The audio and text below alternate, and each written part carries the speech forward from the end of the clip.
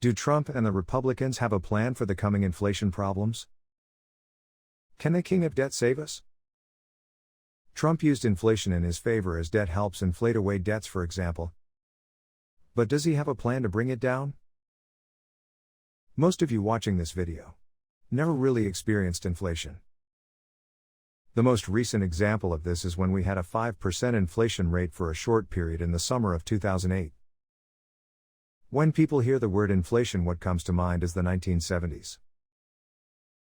But when people think of inflation, that doesn't think of 4% as high inflation, but this was the rate that the government had to place price and wage controls in the Nixon years.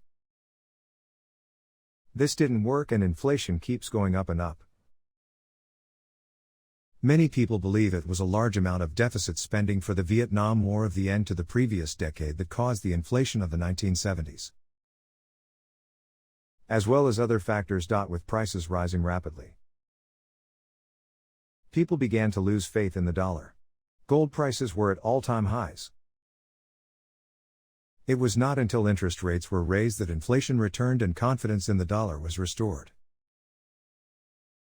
It has been nearly 40 years of low rates and low inflation. Back then we had a national debt of only $1 trillion. We as a country were able to handle a rise in interest rates. Can Trump or the Republicans save us from inflation? Their solution has always been tax cuts. The problem with this is that tax cuts are a form of stimulus. This is what is known as fiscal stimulus. In economic terms, stimulus is inflation. We cannot solve an inflation problem and a debt problem with more stimulus. They will likely try to kick the can down the road, just making the problem worse for future generations.